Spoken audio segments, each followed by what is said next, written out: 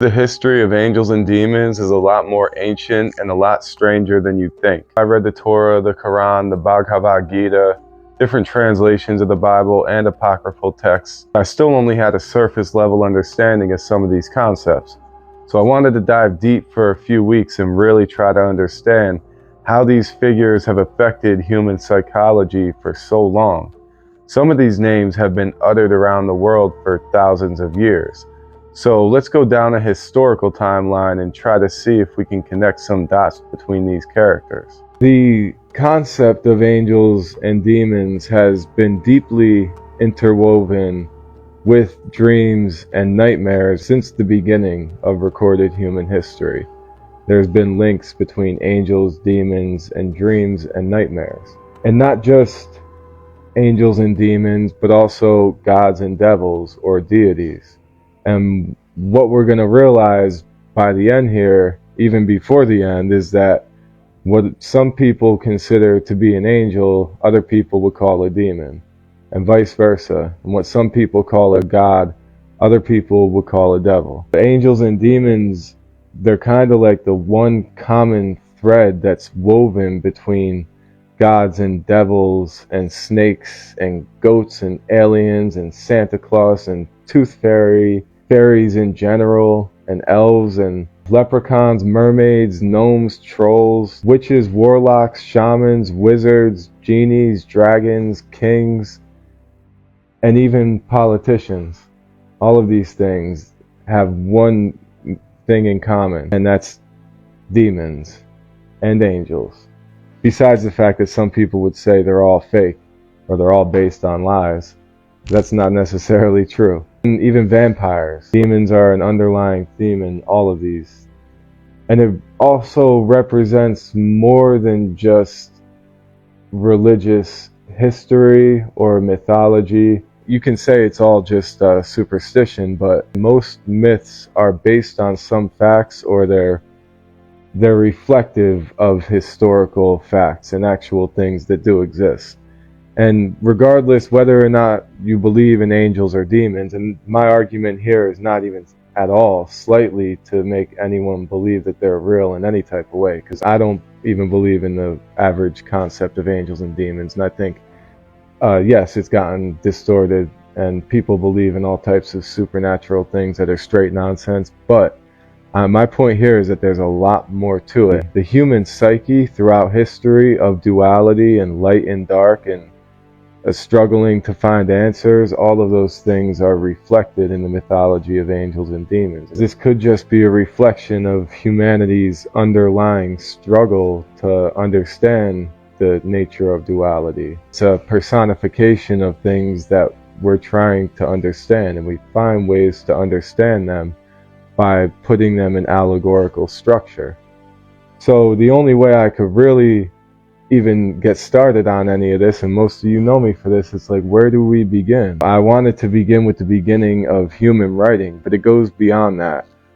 Nearly all of these beginning topics are going to be from ancient writings that go back, some of them almost 20,000 years, most of them about 3500 BC up to modern days is really going to be our timeline. Some of the dominating texts go back as far back as 10,000 BC, and like I said, some even farther than that. But I only looked for sources based on actual recorded historical evidence.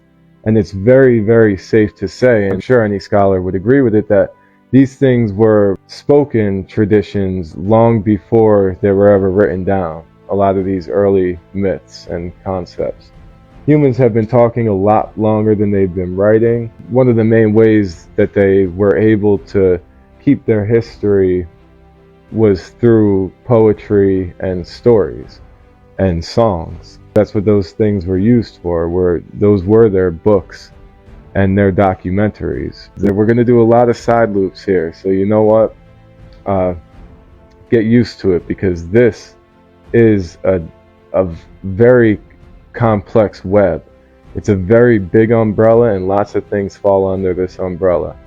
So the shadow self is different aspects of ourself that we choose not to bring up to the front, and the shadow self builds throughout our life as we keep piling these things on. And then shadow work is about finding ways to acknowledge those things in a healthy way, because otherwise the shadow will reveal itself. You know, it'll come bursting out one way or another. You can't just suppress these things. There's always going to be a counterbalance to that. And Carl Jung talks about integrating the shadow self in healthy ways. The shadow self is the part of the psyche that we don't consciously acknowledge in our minds, and we push these things to the back of our mind, into the subconscious. Sometimes we do it knowingly, and sometimes we don't even realize that we're doing it.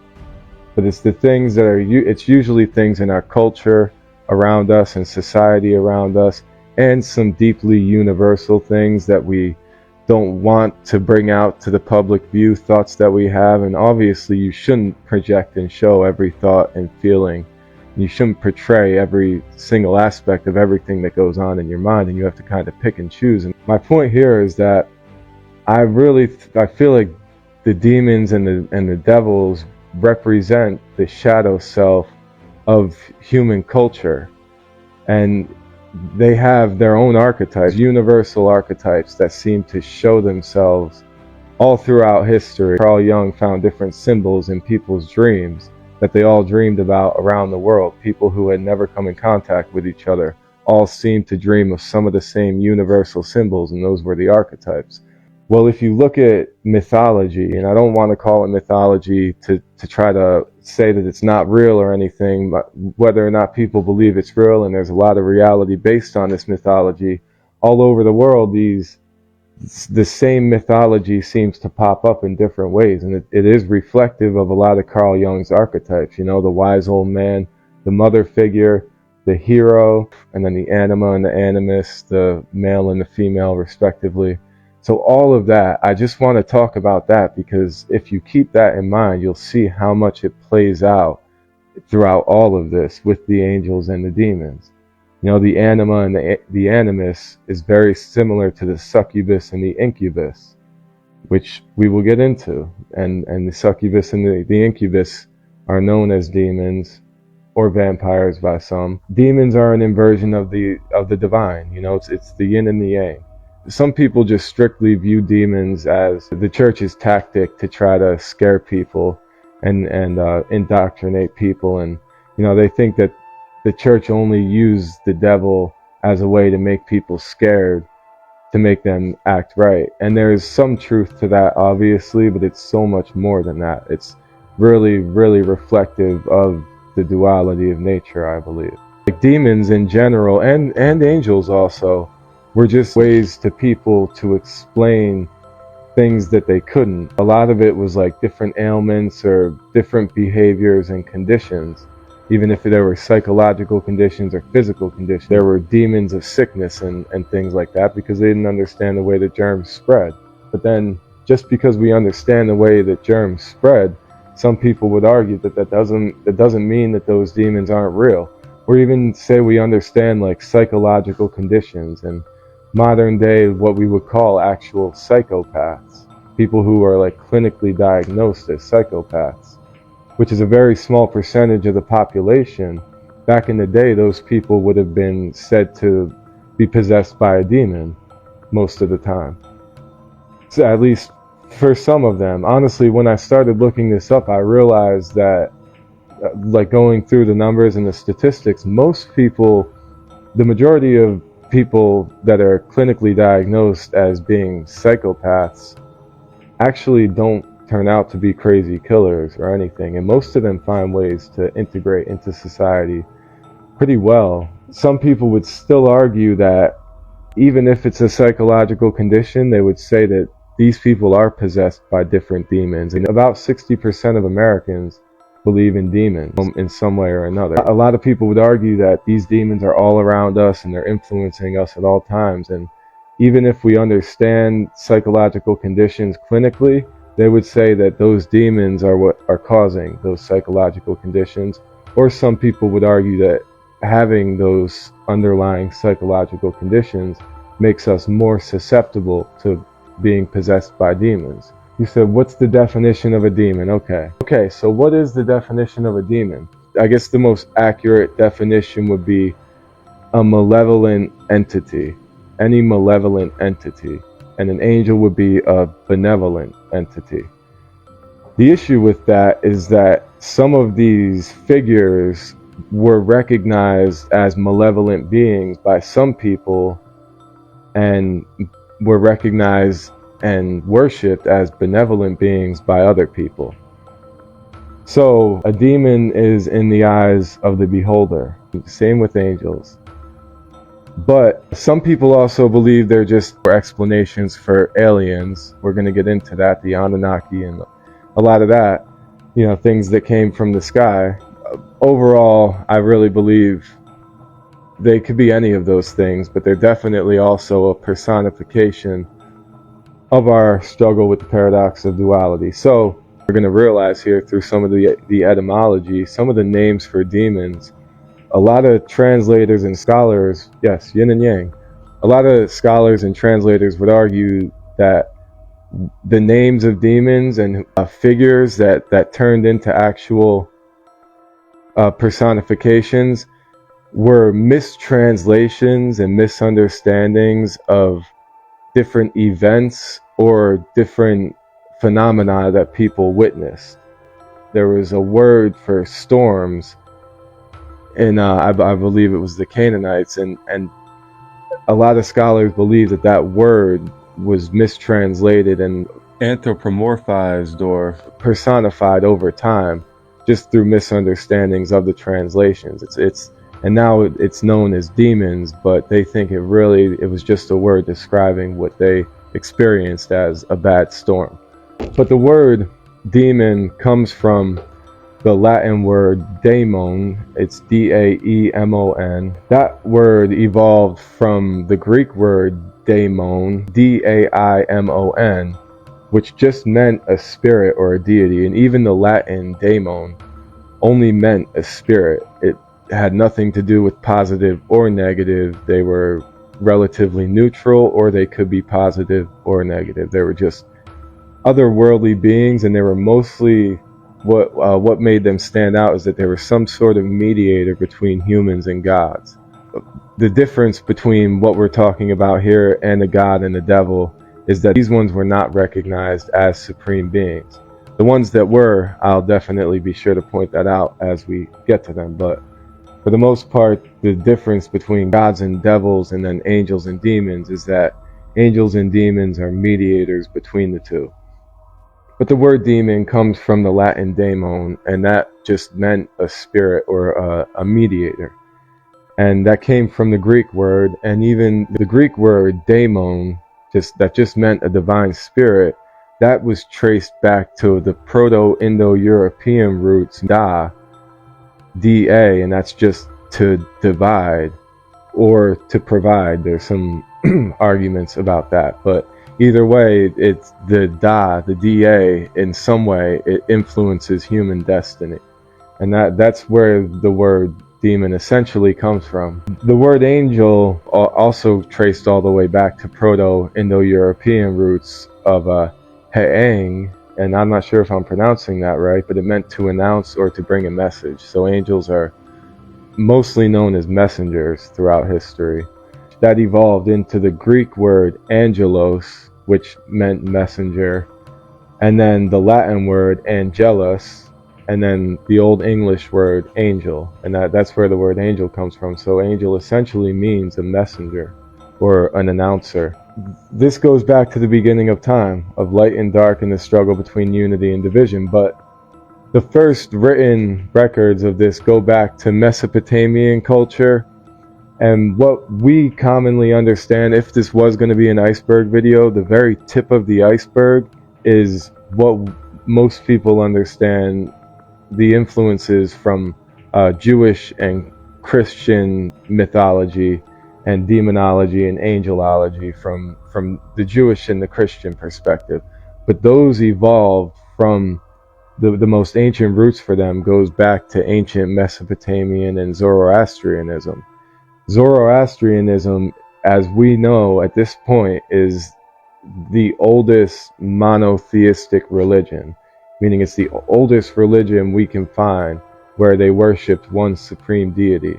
And even that, that's kind of blurry. There's some arguments. Regardless, the oldest writings of any figures that resembled anything like angels and demons goes back to ancient Mesopotamia, and that's considered to be the cradle of civilization.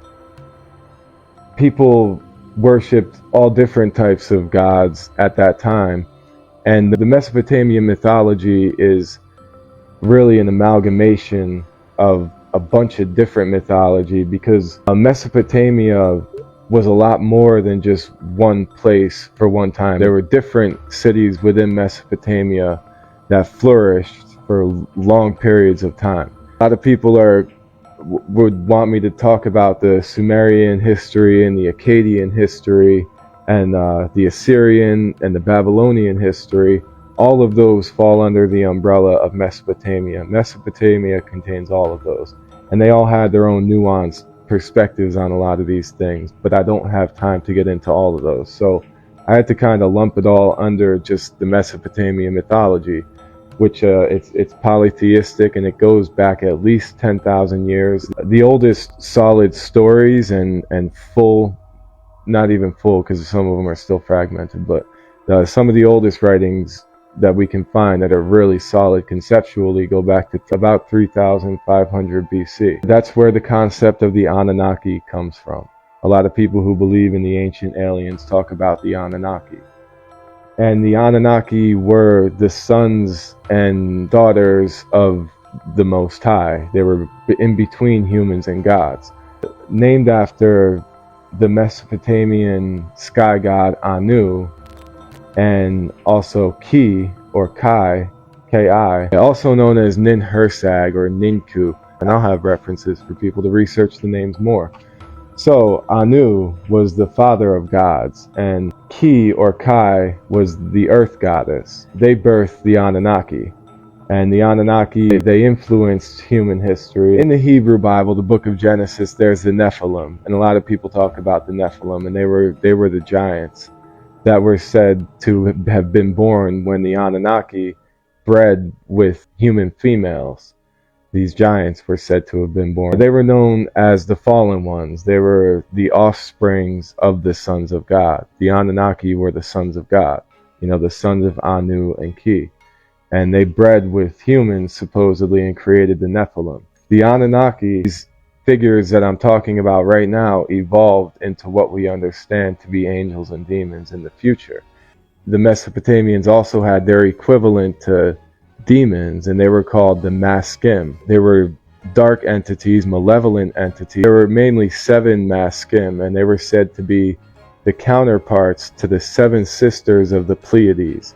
So the Mesopotamians believed that there were these 7 angel-like figures associated with the Pleiades constellation, and that there were 7 dark counterparts to them. They were the ones that caused earthquakes, and they believed that they controlled the stars, these Maskim. There were 7 primeval offsprings of Anu.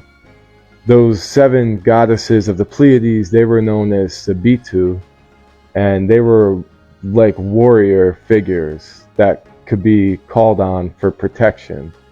But they could also bring destruction and punishment. So even though these Sabitu, they were the 7 gods of the Pleiades, you could ask them to protect you from the Maskim. The Maskim would cause destruction and natural disasters. And specifically, they had songs written to call these Sabitu on to protect them, just like we have guardian angels today. But they could also bring death and destruction, those Sabitu, those angelic type figures, similar to the modern Abrahamic versions of angels, who also brought death and destruction in the name of God sometimes. And we'll talk about that. God used angels to punish humans. God also used the devil to punish humans, and that's another reason why, I don't like to use the words good and bad or benevolent and malevolent. Sometimes it is clearly that, but really the demons just represents, especially in the recent Kabbalistic view, demons just represent the necessary function of duality, and that's what Satan was. from the Abrahamic perspective, Satan was used by God and to punish people who deserved it. So he played a necessary role, and Haiti too. Pazuzu was another famous demon, even though they didn't call it, the word demon didn't exist back then. It was a figure in Mesopotamian mythology that brought storms and drought. He wasn't one of the 7 maskim, but he was just this figure that could bring storms and drought. There's also writings that were found where people called on Pazuzu for protection from a very prominent figure in Mesopotamian mythology, and her name was Lamashtu. Lamashtu was a female demoness. Again, I don't like to call her a demoness, but she was a female figure. And her earliest depictions in Mesopotamian writings were more of a goddess figure of fertility. Over time and in different regions, she mostly evolved into a negative figure that was associated with death during childbirth. They would say that she was the one responsible for killing mothers during childbirth, or sometimes like sudden infant death syndrome that we know of today. They would blame that on Lamashtu and say that she took their souls. So later on in Mesopotamian mythology, there was a figure named Lilitu, and we're going to meet Lilitu later on in history in a lot of the other cultures. That's another point that I wanted to make. Sometimes people definitely worship these things as actual beings, but a lot of times we interpret them as these people thinking that they're real stories, but not always throughout history do people believe these as actual stories. And we're going to get into that when we talk about Satanism later on. They don't always have to believe that it's 100% true. Sometimes that's not really the point. Similar to how we look at our politics. I mean, maybe this isn't a good example, but you know, in America, we have the donkey and the elephant. And maybe thousands of years from now, people who look back on that, they would say, oh, these people were worshiping donkeys and elephants as their leaders, and they believe that these human figures embody these actual, I'm just saying, like, people use symbolism for different things in different ways to represent reality, and it doesn't mean that everything is 100% literal, but that also doesn't mean that it's 100% false, That's why I'm fascinated with symbolism. The symbolism of something doesn't make what it represents fake. Later on in Mesopotamian mythology, there's a figure named Lilitu. It's pretty well understood and well known that this evolved into the Hebrew Lilith, and Lilith has become a very famous character recently in pop culture especially. But Lilith comes from Lilitu from Mesopotamian mythology, and Lilitu evolved from Lamashtu. Lamashtu predated the writings of Lilitu, and Lilitu is also known as like a female spirit that influenced humans through usually sexual manners, through seduction and different ways, and was said to feed off of them and feed off of their soul. Now, take that how you want it, but like metaphorically, there's definitely a lot of reality to that, and you could see what maybe they weren't saying that it's an actual, some sort of physical conscious being doing this, but this being represented that overall theme, that overall reality of seduction, stealing our energy. And again, like, that's why I made the point to say before, a lot of these come from much, much older spoken traditions that weren't written down, and people use stories because they provide an easier format for us to remember things. Stories and poetry. And Lilitu in Mesopotamian mythology was known as a nocturnal spirit, and she evolved, like I said, from Lamashtu, and later on that evolved into Lilith, who was also associated with vampires in a lot of ways, in a lot of stories, especially more modern stories. There was also the Shibu, and they were also that's also like an abstract word that could be confused, and it was associated with storms and chaos. Tiamat is another famous one that I couldn't go on without mentioning, the serpent goddess of the sea. Tiamat was written about in the Enuma Elish of Babylonian writings. She represented forces of chaos, and Marduk was their god. Marduk overcame Tiamat to bring order to the cosmos. The Mesopotamians also believed in what were called Galu. They were known as like beings of the underworld, and that's another reoccurring theme. These higher beings are associated with the sky, and the more negative beings are associated with the underworld. They were known to drag souls into darkness, and they were also said to cause diseases and misfortune and sickness and everything like that. And the Galu from Mesopotamian writings, people are pretty sure that they inspired the Gelo of Greek mythology later on. They also had a name for spirits of the dead. A lot of times they thought when people died, especially if it was like a bad person, what they would call a bad person, their spirit would live on and like haunt this realm. They were called the Utuku.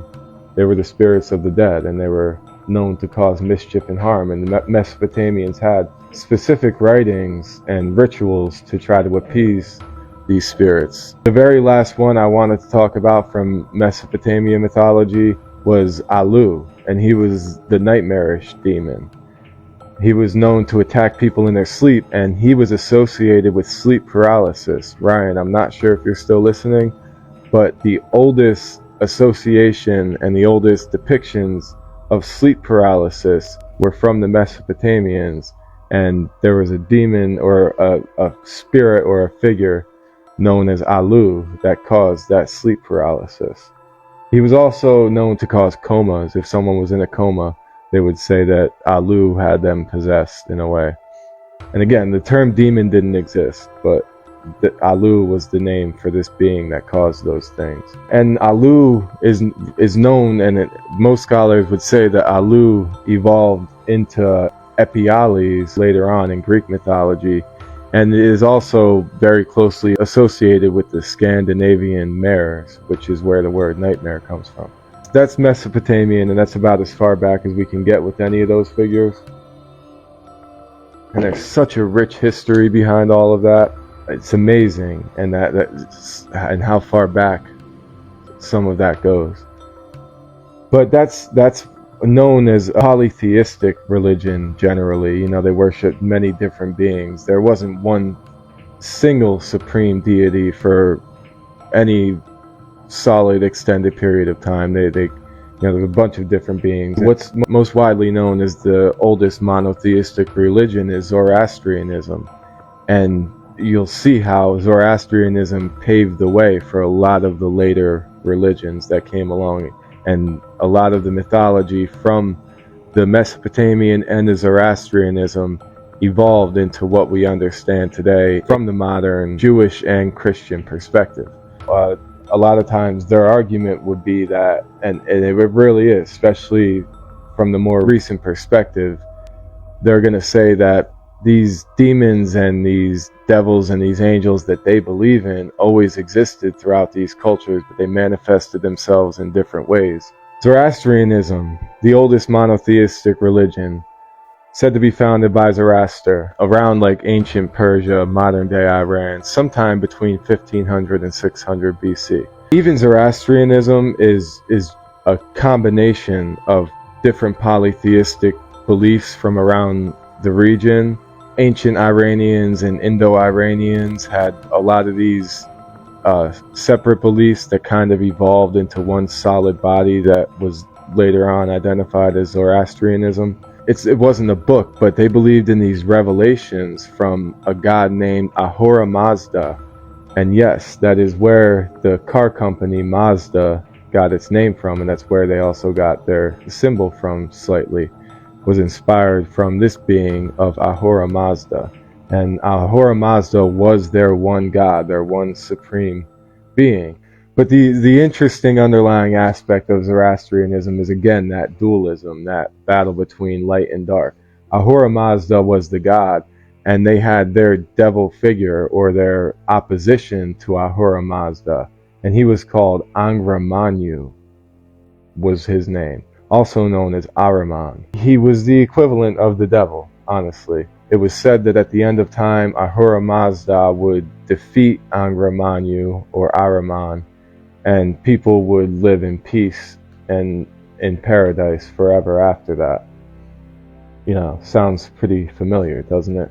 Different sacred texts have been discovered where they have different hymns and songs about Ahura Mazda dedicated to him and praising him.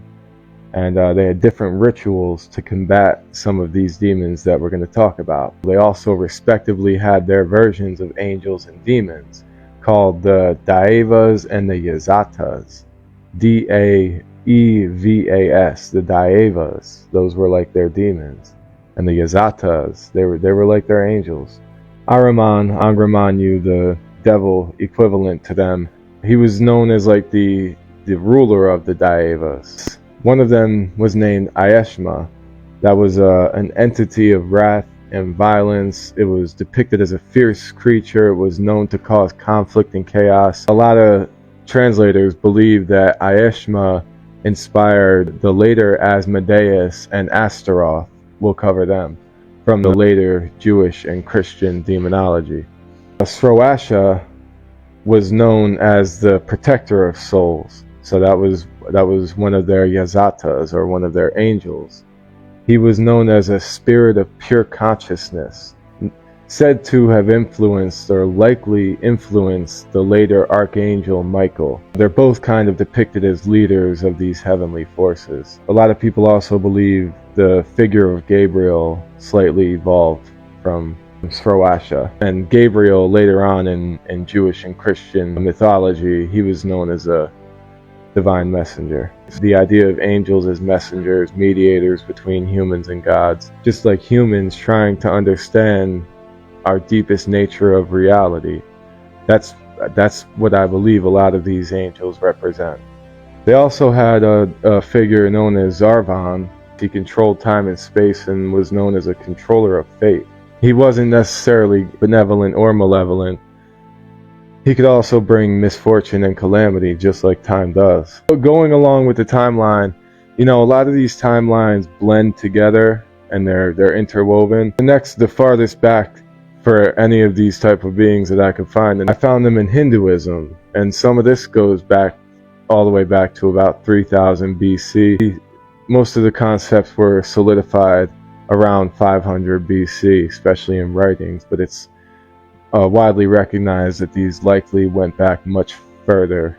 The Asuras were kind of their counterparts to their deities, or their equivalent of demons. One of them his name was Ravana. He was kind of like part demon, part god, slightly, known to have 10 heads and 20 arms, represented power and strength, and was a lot of times, especially back then, associated with black magic. And they had Andaka, who was said to be born from a drop of Shiva's sweat. Narakasura captured other celestial beings and was eventually defeated by Krishna to restore cosmic balance. Again, it's another underlying concept that we see a lot throughout a lot of this.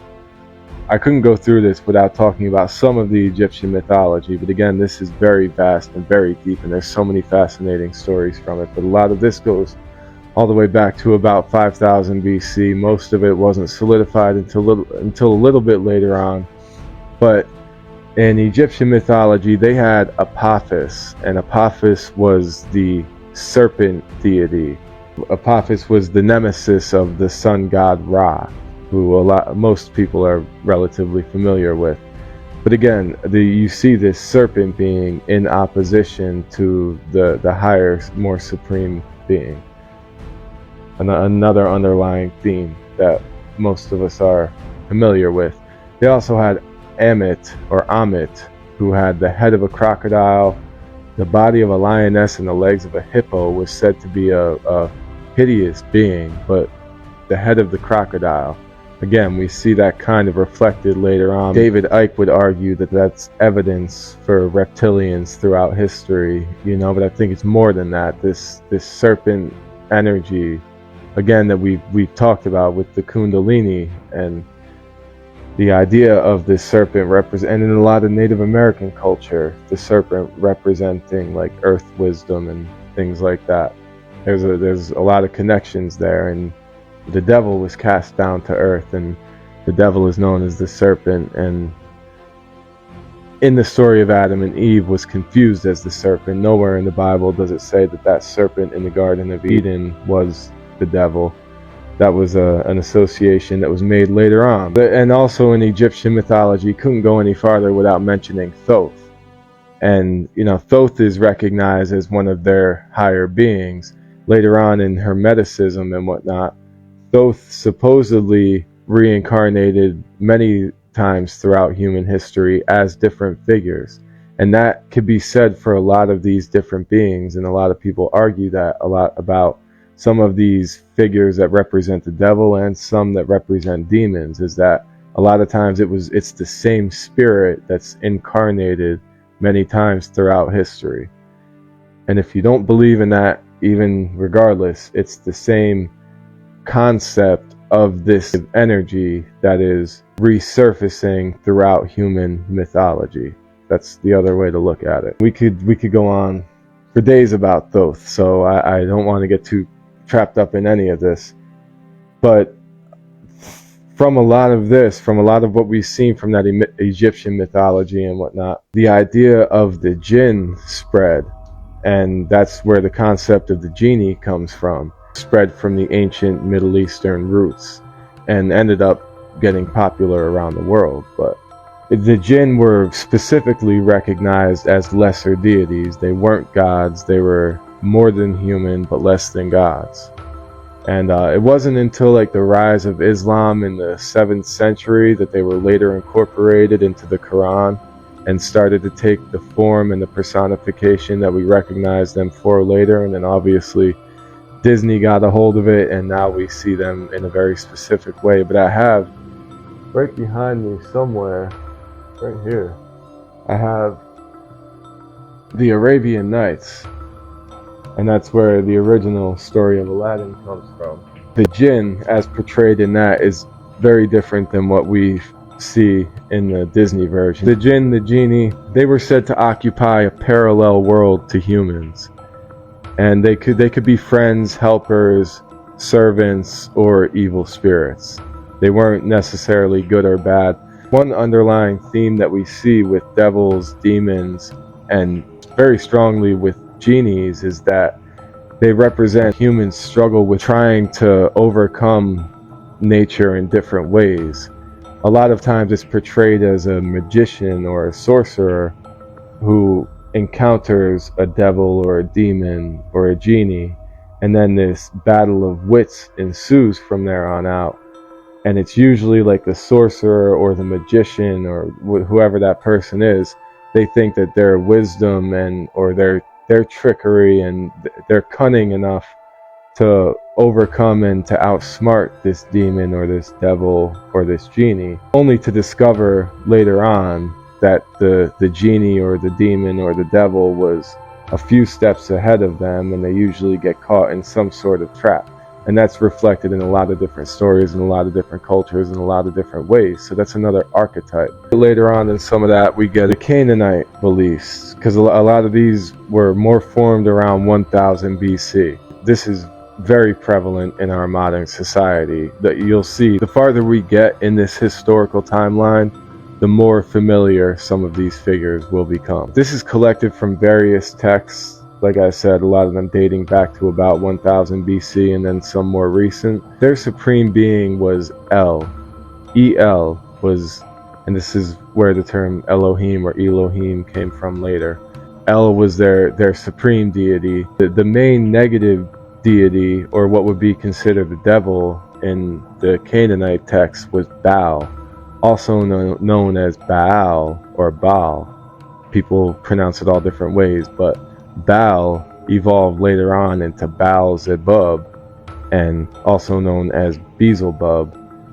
in Judaism, who is sometimes depicted as a devil, sometimes depicted as a helper of the devil. But Baal predates any concept of the devil or Satan by many, many years, and Baal was depicted with horns a lot of times. The word Baal is directly translated into Lord. Baal represented different entities and was said to embody different entities in different ways, like Baal Hadad was the storm version of Baal, said to cause storms. He turned into the later Beelzebub. Once the Philistines came to Canaan, was demonized, and he wasn't necessarily always a negative being.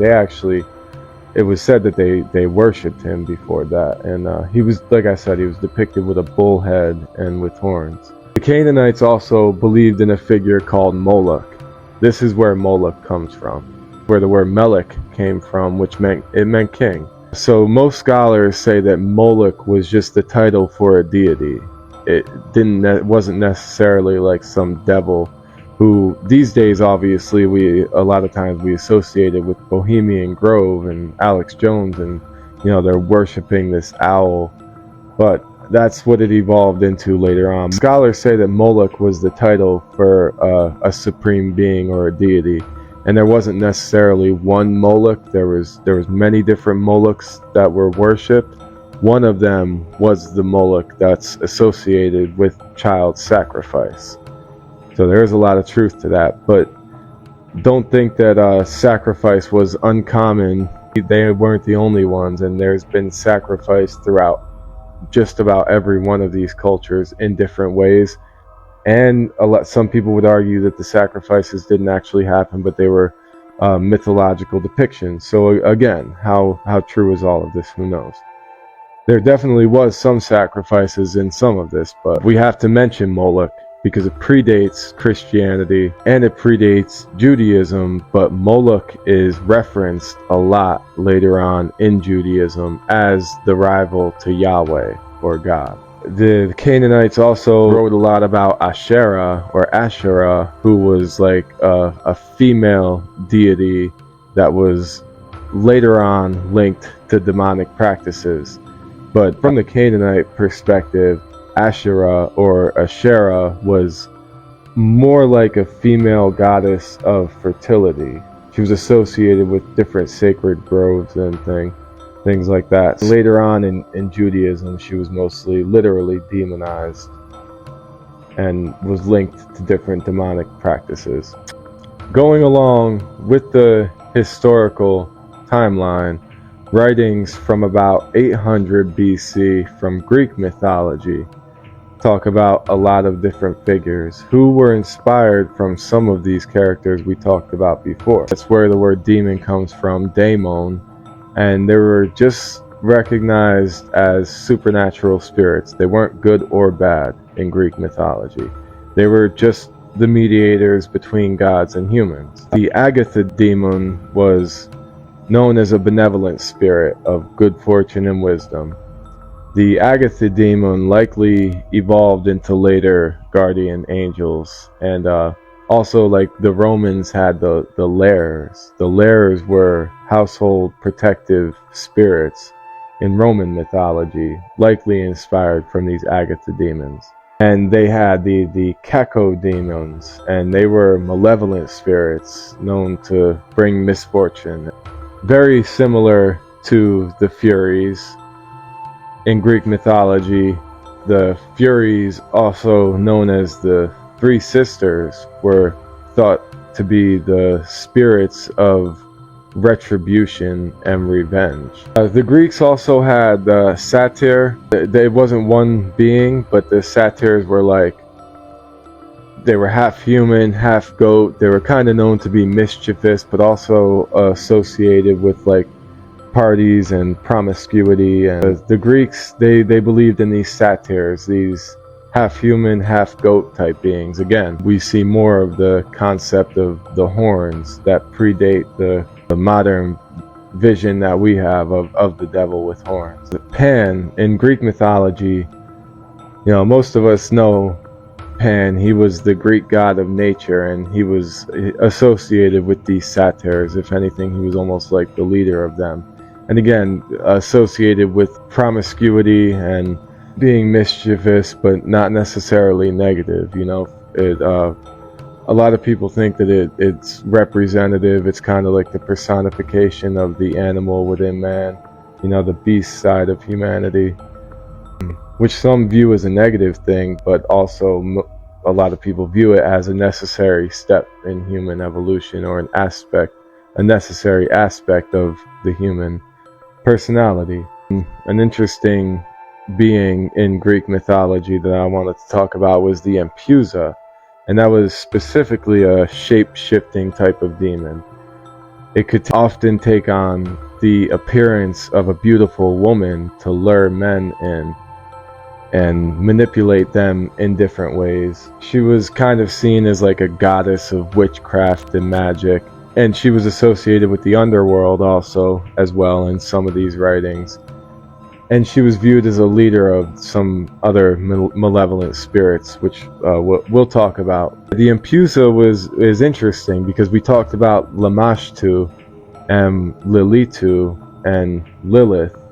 The Greeks had their version of them, even. This is kind of the equivalent of that. Empusa actually was known as the servant or the daughter of Hecate, who Hecate was known as the goddess of witchcraft. Later on in Judaism and the Kabbalah, Empusa was associated with the succubus and, you know, Lilith, Lilitu, Lamashtu, respectively.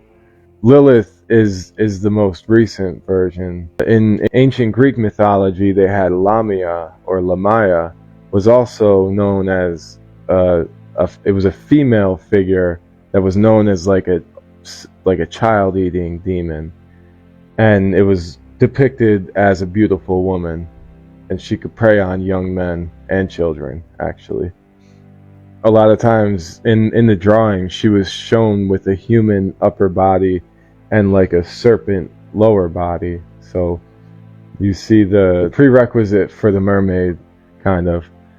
Which is why I wanted to talk about sirens, because sirens, a lot of people these days, there's an iceberg concept to the sirens too. A lot of people only know the tip of the iceberg, and they know them as, you know, we kind of associate them with like mermaids, you know, these female figures of the ocean that sing to men. But sirens were originally actually said to be like half human, half bird type beings. But they were said to like inhabit islands in the ocean, and they were known to lure in sailors with their songs. So there's a lot of close relations to that and the succubus also. We talked about Gelo. Gelo in Greek mythology was one spirit, but it was known as the ghost of this virgin woman who would go around and hunt different women, and she was associated with like female infertility and sudden infant death syndrome and things like that. And they say that Gelo was inspired from the Mesopotamian Galu that we talked about before.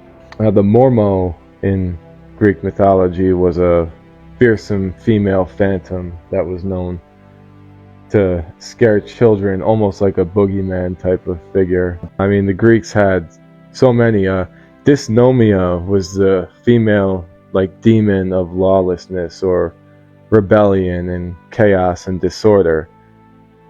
A lot of parallels also, like we mentioned, to Lilith. We didn't get into Lilith yet. We're not there yet in the timeline, but she also represented like rebellion. Kronos was the Greeks' personification of time, almost like that was their father time.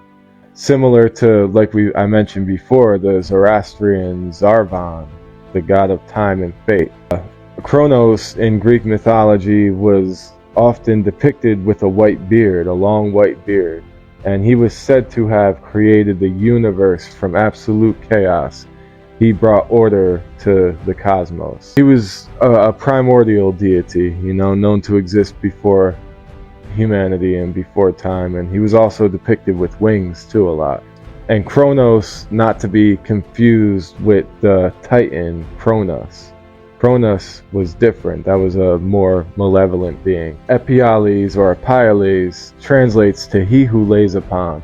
And he was associated in Greek mythology with sleep paralysis, and he was known as the one that would lay on people's chests and cause sleep paralysis and comas and things like that. He was the nightmare demon. They're equivalent to Alu, who we talked about before from the Akkadian writings. Alu was the being that was said to sit on people's chests during sleep paralysis. The Greeks had their oneirai, and that's where later on the scientific study of dream phenomenon is called oneirology.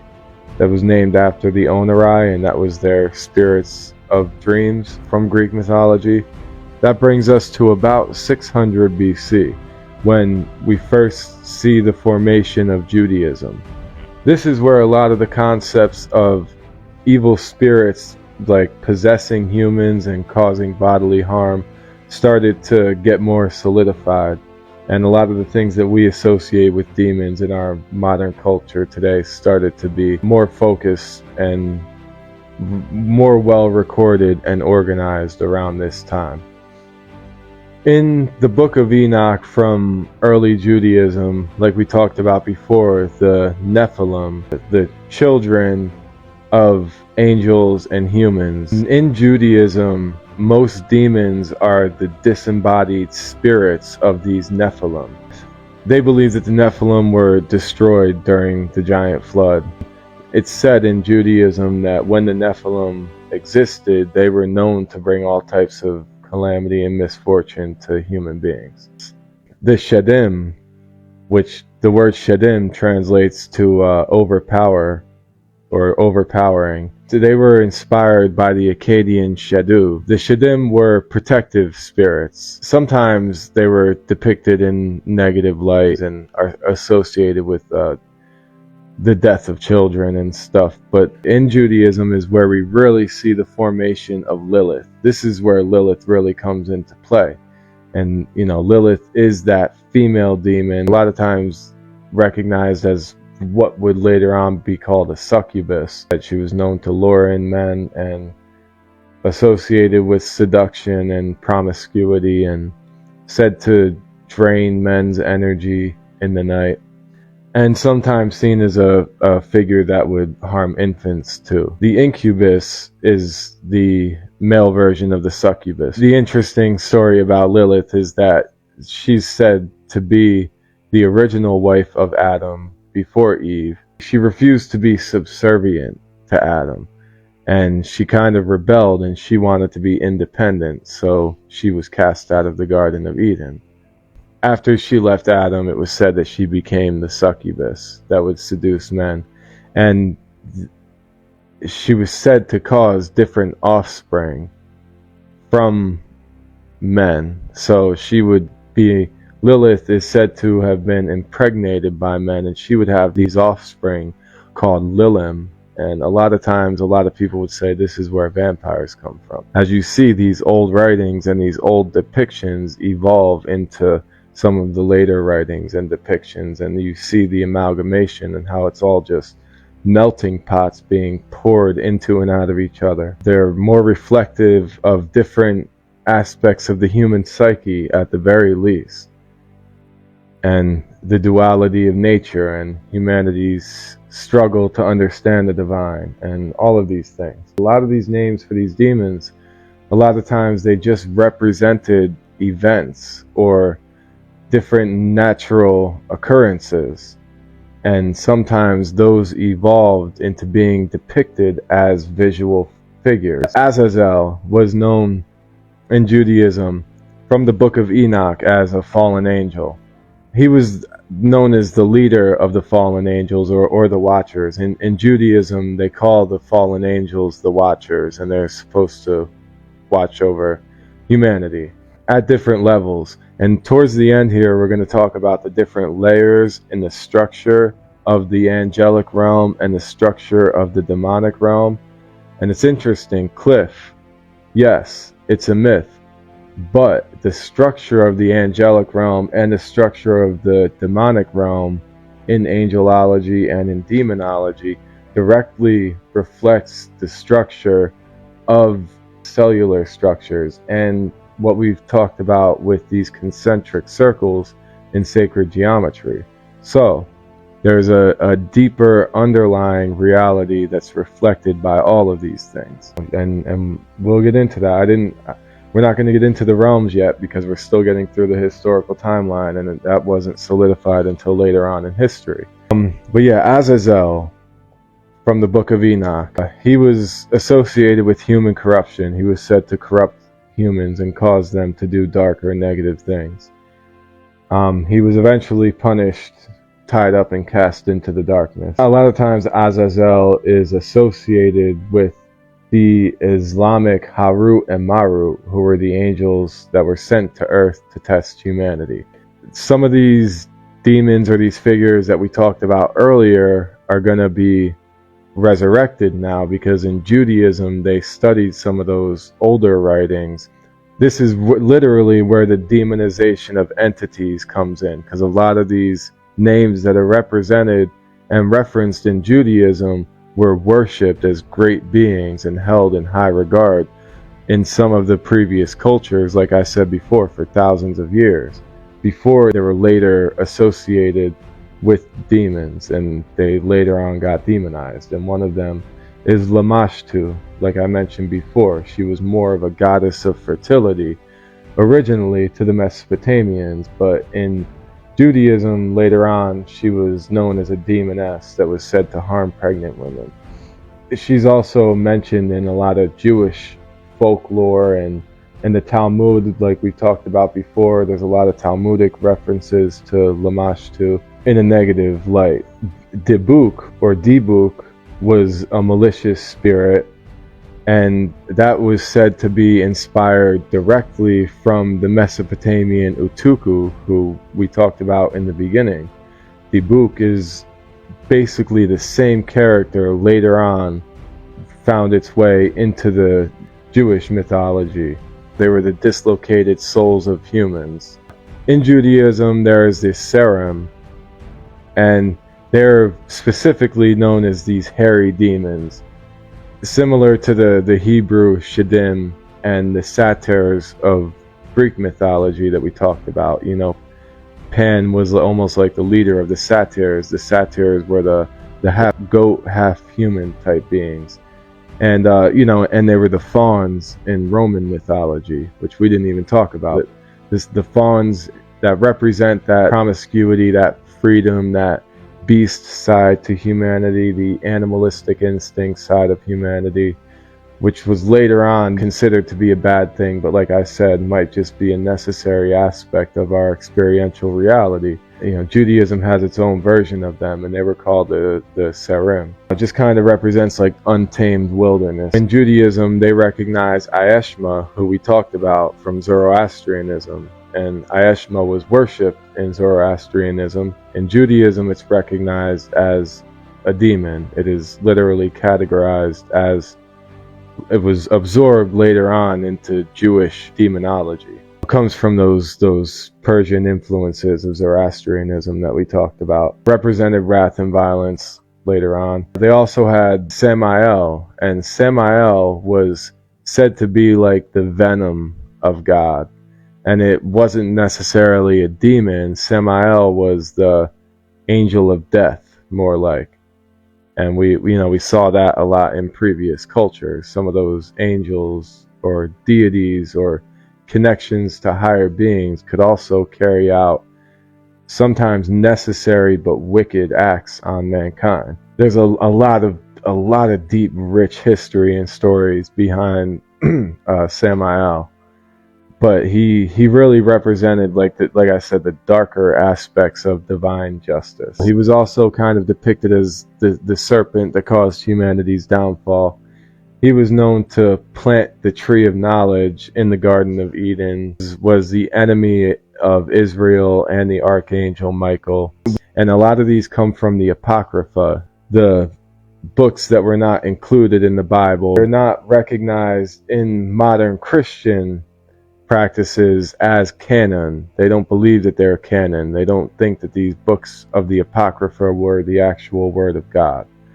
Now, they are recognized in a lot of other branches, a lot of very prominent branches, as canon and part of the Bible. Once some of those solid concepts started to form, out of everything, the Zoroastrianism that we talked about and some of the Egyptian myths, we didn't even, honestly, I didn't cover enough beings in the Egyptian history timeline because it just would have taken too long. But a lot of people are relatively familiar with most of the main ones. So with all of those things in mind, you get the emergence of early Christianity and the New Testament. And this is where a lot of these concepts started to get more solidified as what we recognize today. This is where demons started to strictly be portrayed as negative or malevolent spirits.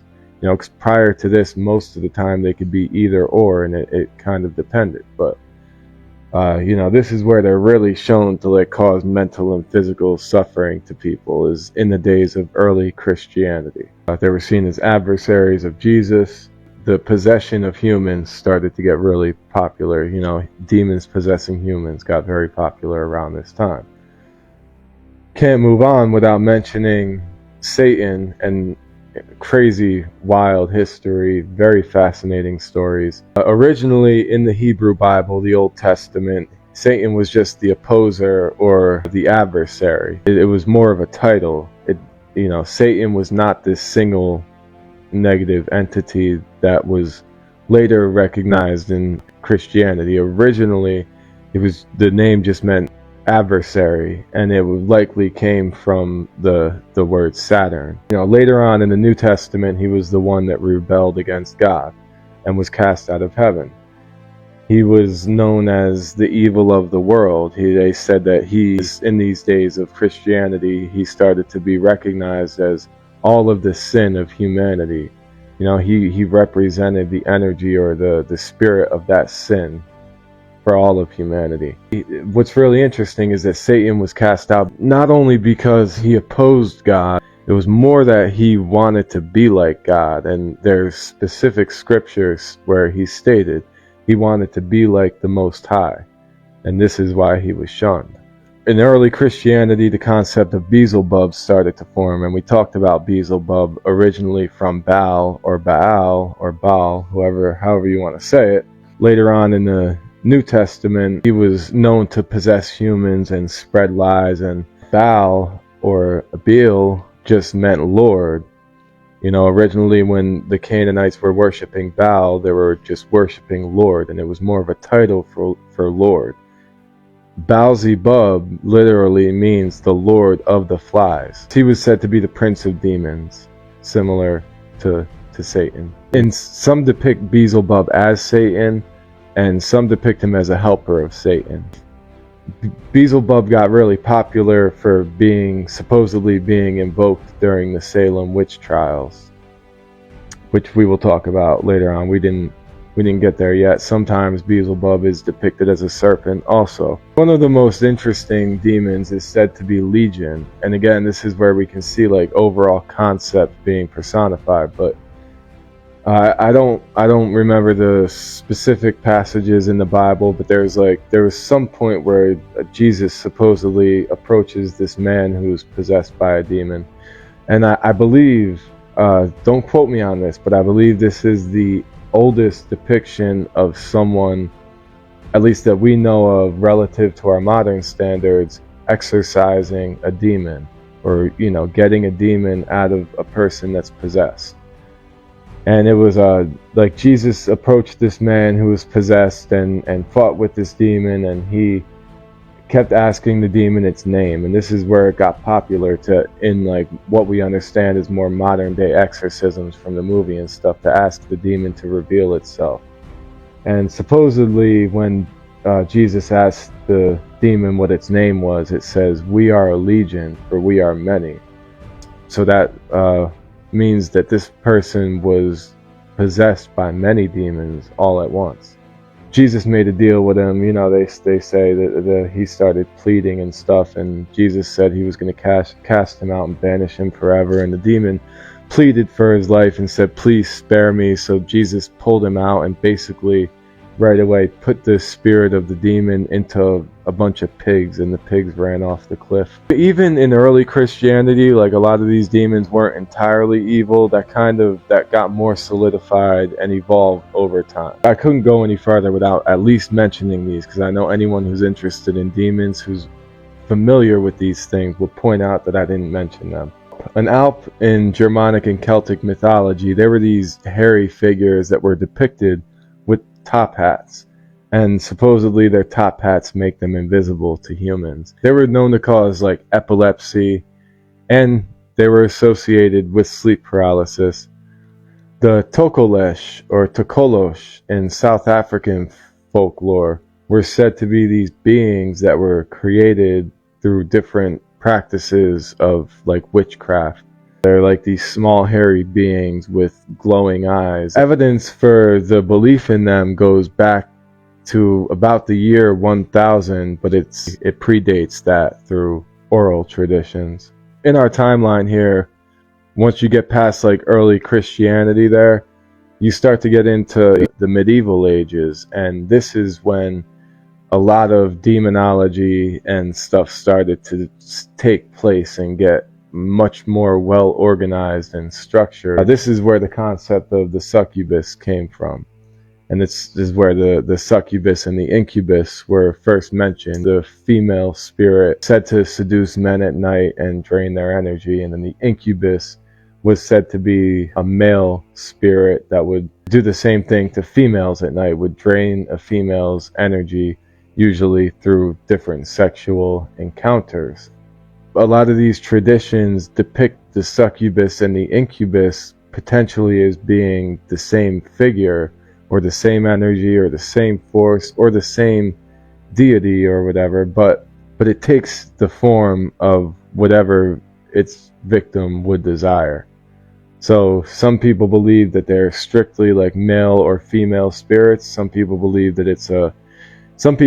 these spirits don't have a gender, and they're, they will take the form of whatever their victim desire. Between about 1000 and 1300, you start to see the emergence of the figure known as the Baphomet. It's mentioned by the Knights Templar in history, and supposedly in those writings they said that the Turks called on the Baphomet when they were in battle. It represents the Sabbatic goat. From that time, it had grown to represent the inversion of the divine. It had the inverted pentagram. The Baphomet represented the unity of duality. But the Baphomet didn't actually exist in any predating culture that has ever been historically proven. I was wondering who originally believed in the Baphomet. There's no historical evidence that anyone did. Only in these medieval times, the different people said that they witnessed the Turks calling on them in battle and stuff.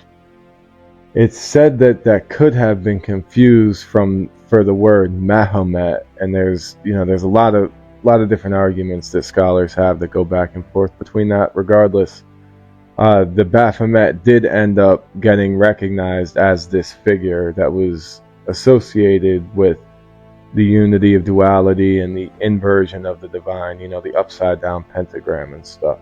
Just like how demons, like I said earlier, generally represent the duality in nature, opposing forces. This constant battle and struggle that we've seen since the beginning of humanity between light and dark. Later on in the 20th century, Satan kind of adopted the figure of Baphomet. That's where Satan got its devil horns, was from these depictions. He was likely inspired from like an amalgamation of different cultures, including Moloch, the Canaanite god that we talked about before. Baphomet was mentioned by Leviticus and Isaiah in the Bible, so this is a much more recent being. Can't talk about demons without mentioning the Native American Wendigo. Very popular throughout North American culture and mythology. The Wendigo or Wendigo was the Algonquin version of this malevolent being. A lot of times it represented cannibalism and stuff. They said that people would turn into this being after they ate human flesh. The Navajo had their respective version of this called the skinwalkers, who we've talked about before, and a lot of times people were said to become skinwalkers when they went through this ritualistic practice, and a lot of times they did call on this some sort of malevolent spirit that would give them these powers. Because they had to travel many miles, it was said that certain people could possess the powers of animals, and instead of taking time and learning to adopt those powers the proper way, some people would cheat and try to find a shortcut to it, and they would go through this ritual, but they would have to sacrifice someone they love that's truly close and dear to them, and then they would be able to possess the powers of this animal. And they were called the skinwalkers. But again, they had to make a pact with that evil spirit, like we talked about before, with the jinn, the genie, the devils and demons, people making deals with the devils. The Anishinaabe tribe believed in Mishpeshu, and that was it's this great lynx, and it's like a feline water demon. The Inuit Native Americans believed in Qualapalik or Qualapalik, and that was a water spirit of a dead woman that would lure children into the water to kill them. The Wabanaki tribe believed in a entity called the Skudamukooch. I don't know if I'm saying that right, but that was the spirit of someone who died, a person that practiced black magic. When they died, they were said to have this spirit that could cause trouble and could only be destroyed by fire. Another more recent figure that in our timeline that fits with this overall theme is Santa Claus. Who would have thought? Santa Claus is a figure that has evolved from a lot of previous figures, as we've seen a lot here throughout this discussion. A lot of inspiration for Santa Claus is said to come from the wicked ruler Nimrod. Nimrod is not necessarily a historical figure. There is no actual evidence for Nimrod. Nimrod was first mentioned in the book of Genesis and recognized as an ancient Babylonian ruler in the first world empire after the Great Flood. So my question is, who was Nimrod likely based off of? He's depicted in a lot of different ancient drawings with a long beard, carrying a deer and a fir tree, resembling Santa Claus. Scholars believe that Nimrod was likely a blend of Gilgamesh from Mesopotamian writings, Ninurta, and Nergal, and the actual historical evidence for someone who's similar to Nimrod. A lot of scholars believe that he's based on the actual Akkadian king Sargon the Great and his son Naram Sin. So Nimrod kind of takes on the form of Sargon the Great and Naram Sin.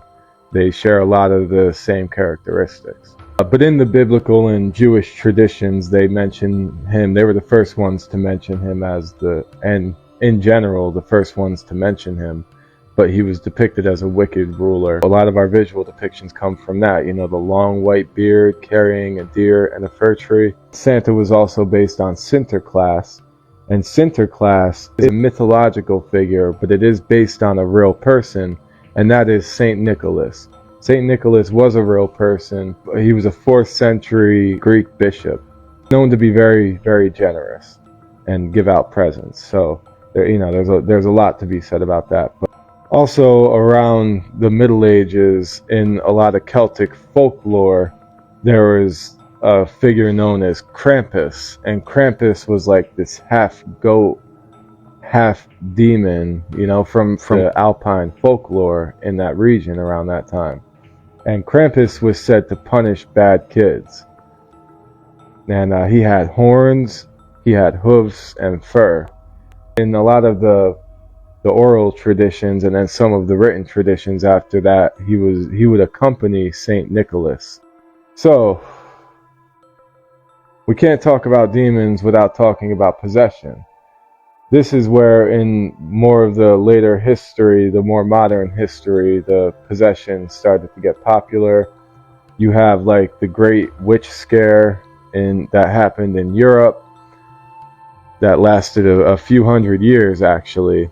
A lot of people are very familiar with the Salem witch trials in America. So the Salem witch trials were nothing compared to what was going on in Europe. They were the overspill from that. And later on in history, these exorcisms that we see from the Jewish tradition started to get popular. The most famous exorcism was Anneliese Michel, and she was a German girl who was said to have psychological problems. And like we talked about before, some people believe that having psychological problems is an underlying condition that makes people susceptible to demons. And some people would say that being possessed by these demons is the cause for those psychological problems. Those are two completely different perspectives to have. Maybe these psychological issues create the perfect conditions for someone to be possessed by a demon. Maybe the possession of a demon was the original way for people to understand these psychological issues. However you want to look at it, Anneliese Michel died after about a year of dealing with these issues. The priest and the parents got tried for negligent homicide of the girl. So she died in 1976. The original exorcism movie that everyone knows, that was actually based on, no one knew who he was until later on. Much later on, his name was revealed. He was originally known as Roland Doe, but his actual name was Ronald Edwin Hunkeler, and that was supposedly a successful exorcism. So he lived on after that famous exorcism and didn't die until 2020. I think I got enough time to get through the angelic and the demonic realms real quick before my phone dies. In the concept, more modern started to get formed around the Middle Ages up to modern times. In demonology and angelology, there's said to be different realms that they inhabit, different parallel worlds to ours. These realities structured in a form of concentric circles or spheres that exist in different layers, similar to a Russian doll. And all of these different layers or realms are said to emanate out from a single source. And that single source is known as the God. That one point, that concentrated source energy is that one center sphere, that infinite sphere is known to be God. And then these realms emanate out in circles from that single source. There's 10 divine layers, also known as Sephirot.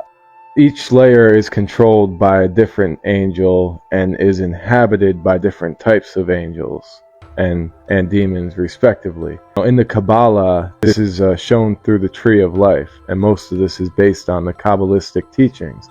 And then the demonic realm is the inverted Tree of Life. So it's the exact opposite, the exact same, but the exact opposite. The branches of the Tree of Life are at the bottom and the roots are at the top. And then those roots meet with the Tree of Life, and then that Tree of Life grows up from there. And the Tree of Life is the angelic realm. The inverted Tree of Life is the demonic realm. In Kabbalistic teachings, this really represents the descent of humans from the divine. The angelic realm is described in different hierarchical layers. First hierarchy, which is most closest to the divine or that source energy, that's inhabited by the seraphim, what we recognize and what we call the seraphim now. They are the highest order of angels surrounding the throne of God. And again, a lot of these angels, and we've talked about that before, like the depictions from Ezekiel, are not what we recognize today as a glowing human form. A lot of them are explained to be a lot of like wild creatures, you know, with many eyes and all these crazy things. But the seraphim, the first order of angels that surround God, they're said to be constantly moving around God and constantly singing. They're known to be singing praise of God at all times. And if, you know, they can never stop singing. They have to constantly be singing these songs to God. They sing these praises, and these songs regulate the movement of the heavens. Also in that first layer is the cherubim, the guardians of divine light and knowledge. They're depicted as protectors of sacred spaces. They also help govern the cosmos, and they help to maintain divine order.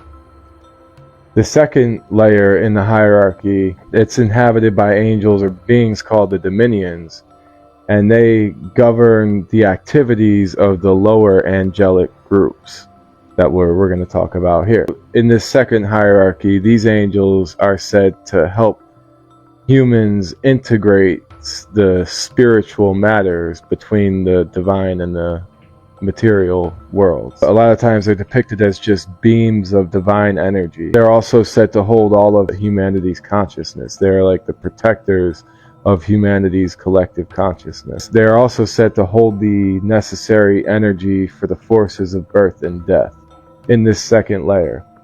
In the third layer, or the third hierarchy, the angels that inhabit that, they're known as principalities, and they're guardian angels of different nations on earth and different large groups of people.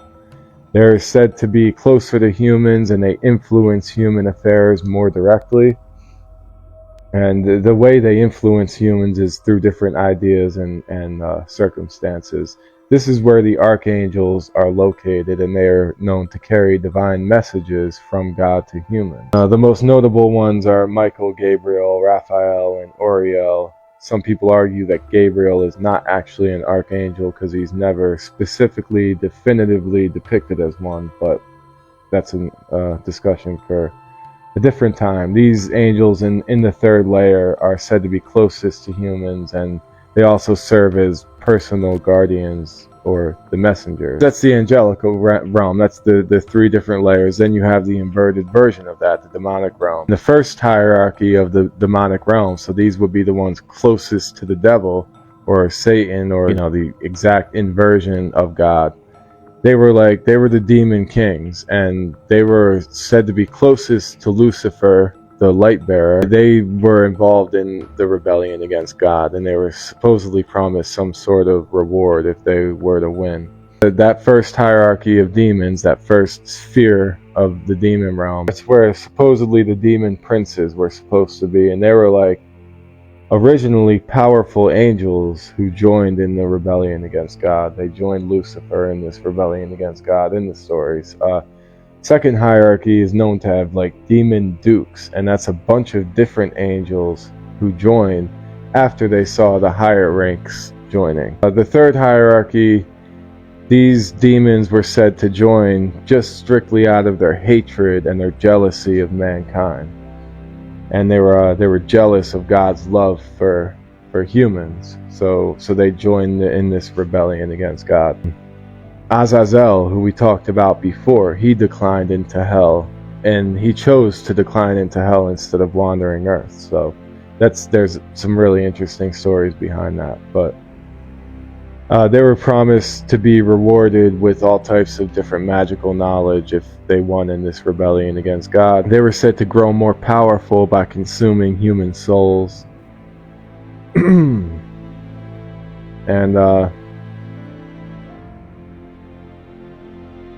yeah, you know what?